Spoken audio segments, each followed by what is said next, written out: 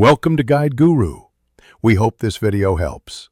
You begin by selecting the exact cell where you want the link. This sets the destination for clicks.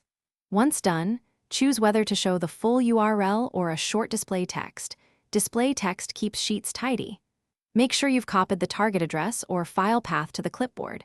You'll paste it in the next step. This sequence speeds the process and avoids errors, because Excel links require a valid path to open the desired web page or document. Now insert the hyperlink. Press Ctrl+K or right-click and choose Link to open the dialog.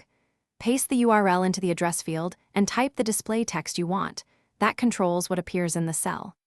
If linking inside the workbook, switch to Place in this document and pick a sheet and cell reference. Use that for internal navigation. Make sure the URL begins with HTTP or HTTPS so browsers handle it correctly, and then click OK to embed the link. Finish by testing your link. Ctrl+click the cell, or just click, depending on Excel settings, to open it. If it doesn't go where you expect, reopen the link dialog with Ctrl+K and edit the address or display text. This fixes typos and wrong paths. If opening still fails, make sure the URL includes the correct protocol, remove leading / trailing spaces, and confirm that security settings or a firewall aren't blocking access. Correcting. Thanks for watching.